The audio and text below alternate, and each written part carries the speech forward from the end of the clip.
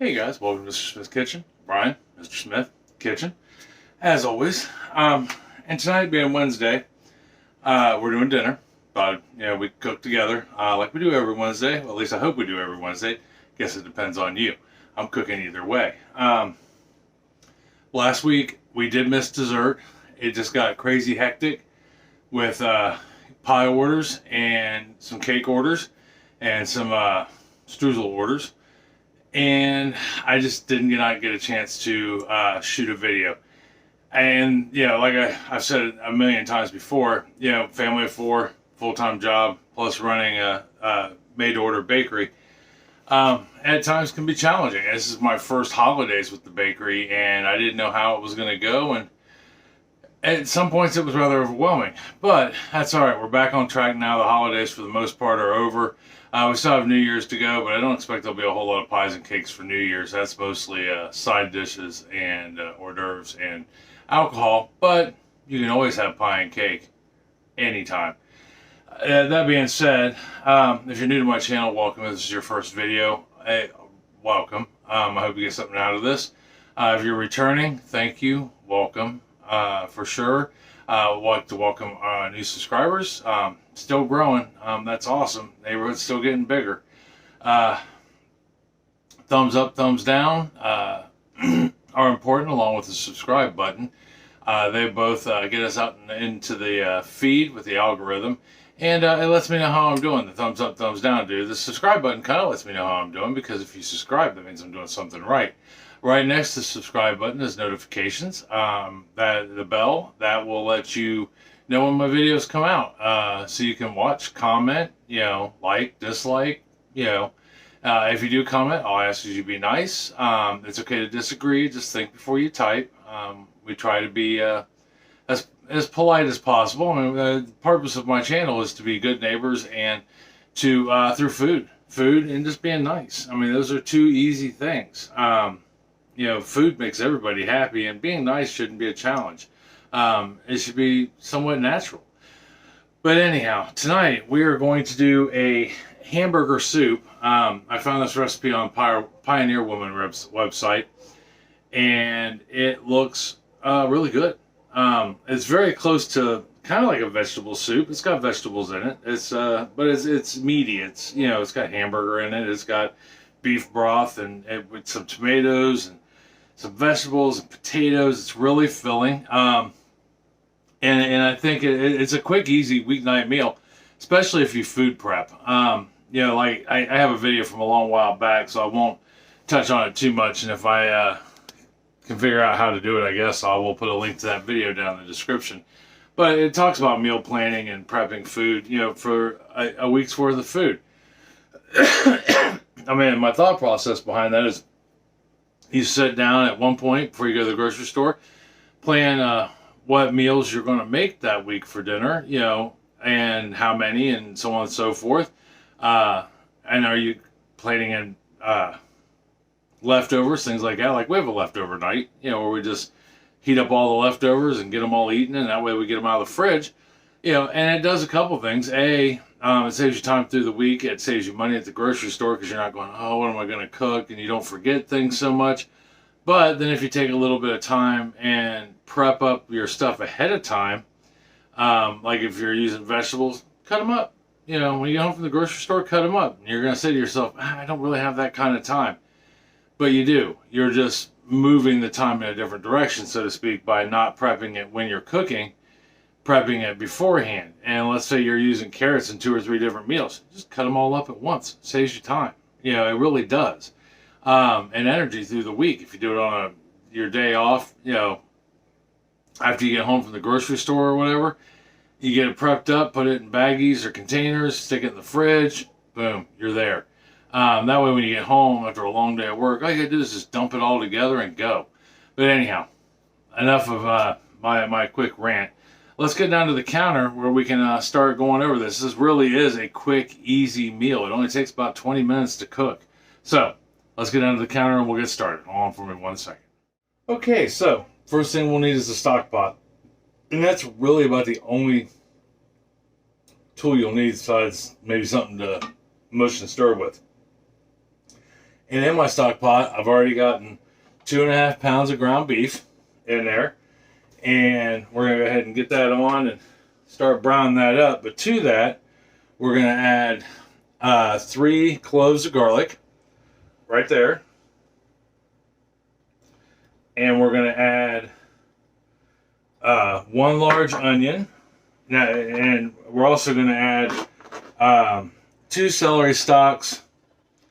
The large onion I diced up, the celery stalks I diced up, but then I added a cannella pepper, or cubenella pepper, to this also. Well, actually 2 of them that are right there. I know they kind of look like the celery, but you've got the pepper, the celery, and then the onion.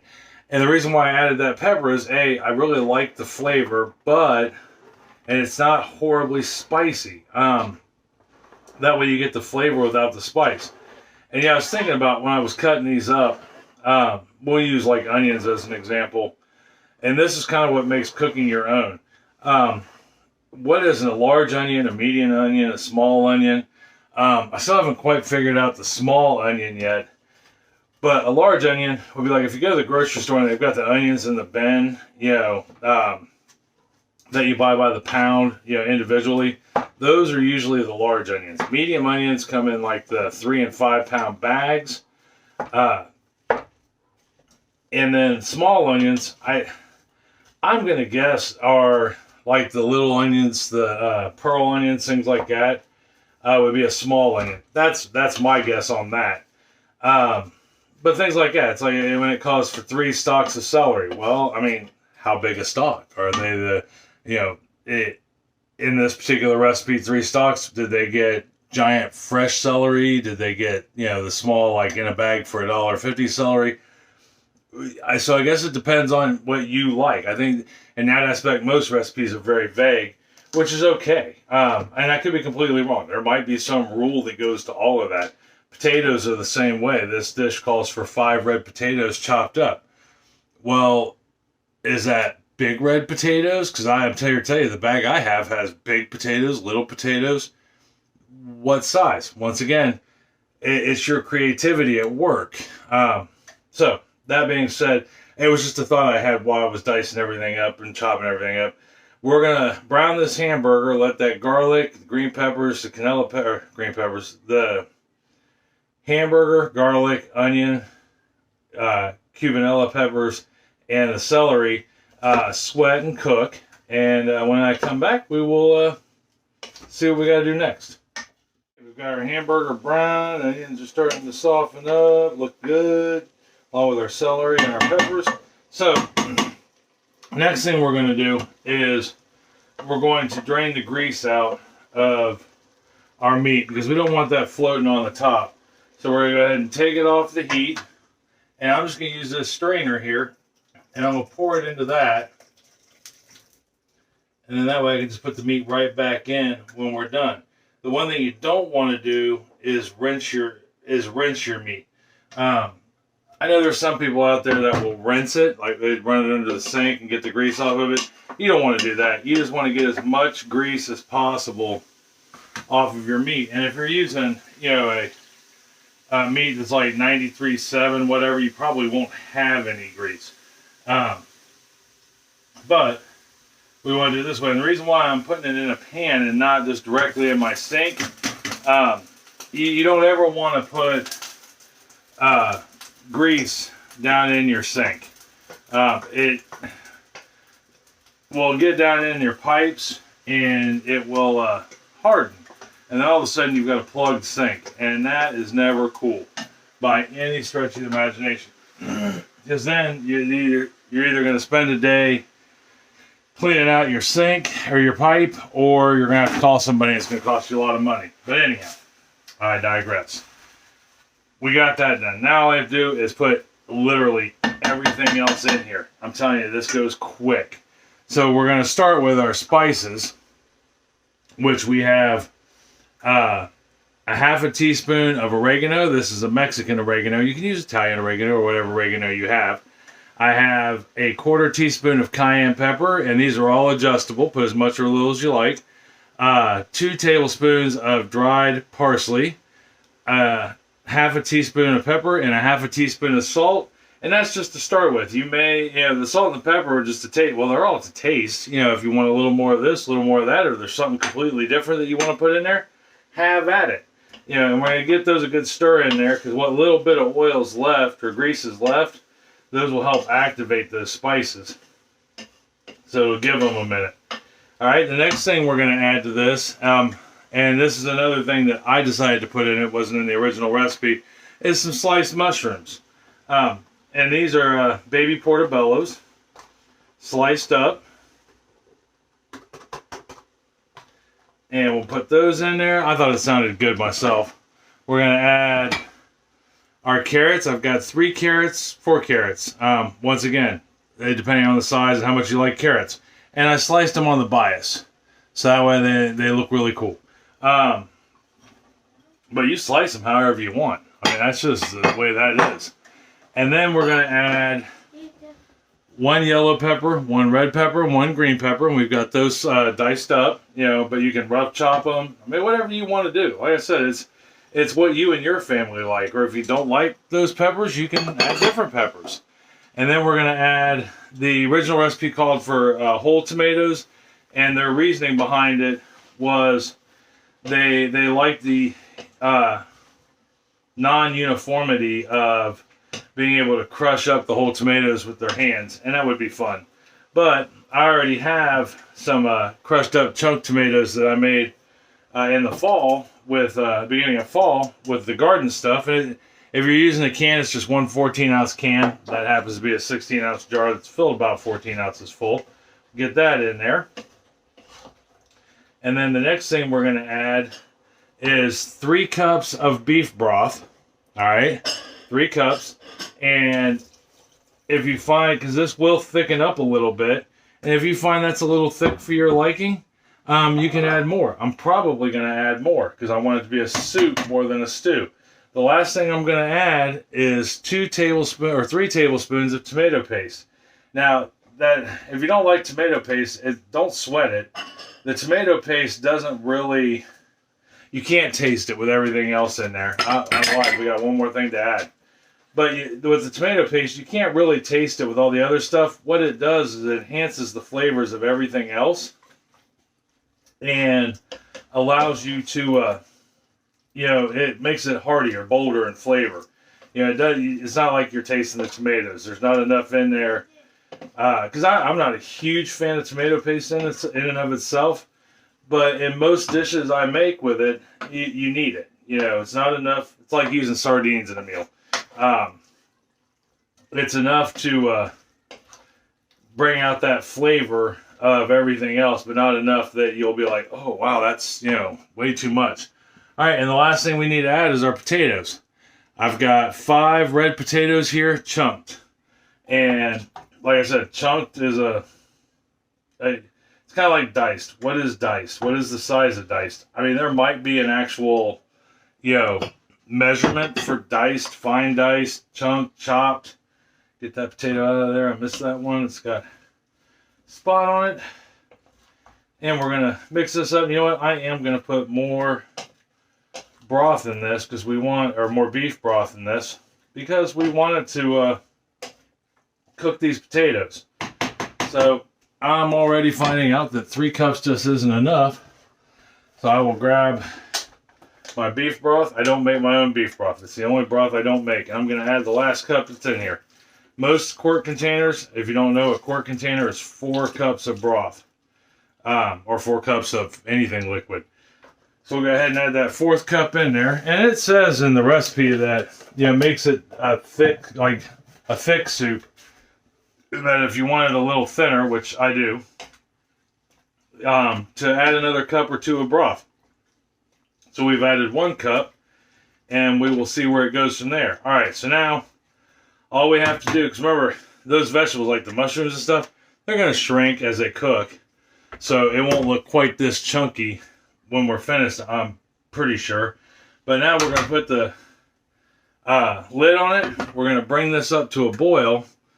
Once it hits a boil, and a boil is where it's bubbling all over and consistent, we're gonna not a violent boil like you would do for spaghetti noodles. But once we get up to a boil, we're gonna turn it down. We're gonna turn it down to a simmer, where it's just got a little bubbling going on, and we're gonna let that go for about 15 to 20 minutes, and we're done. We'll be ready to eat it. So when I come back, we'll take a look at the finished product and try some. All right, I'll be right back. So we'll let this boil or simmer for about 15 minutes.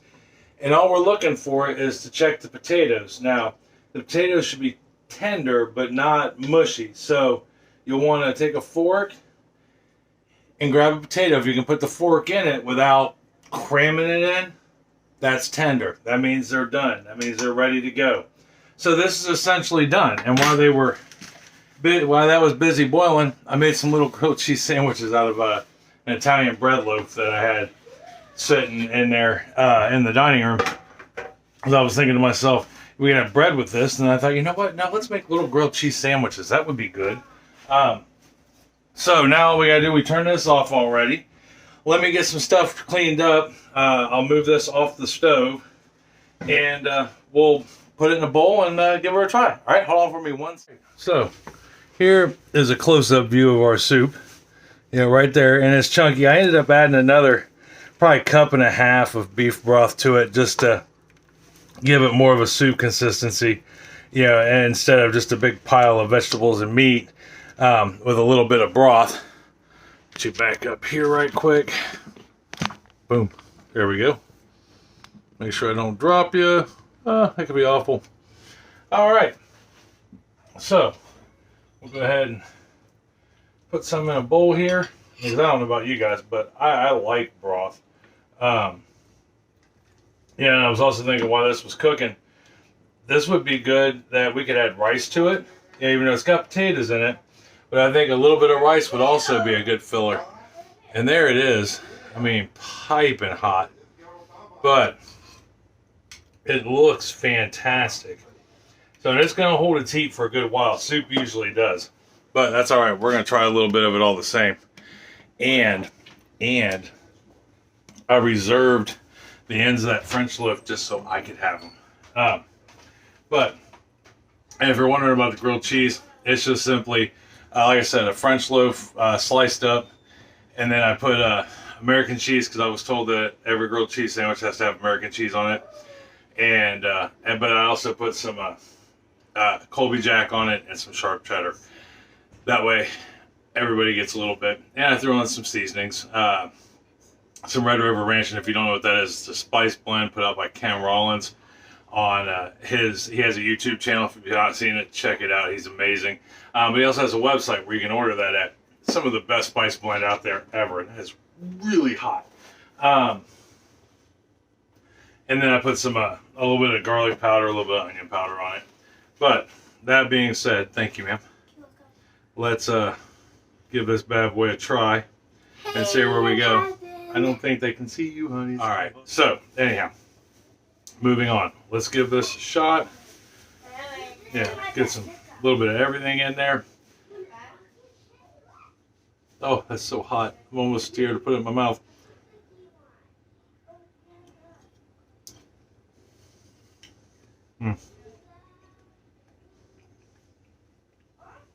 Hot, but good.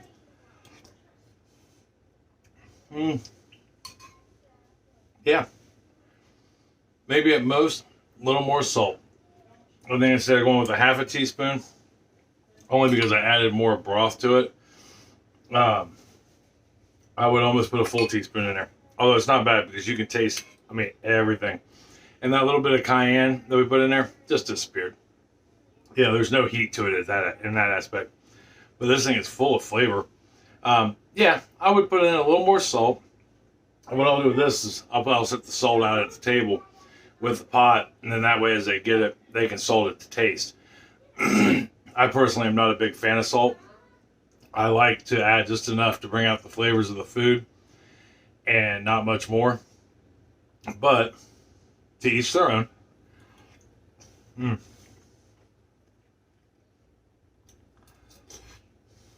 So, give this a try. It's a good, quick weeknight meal.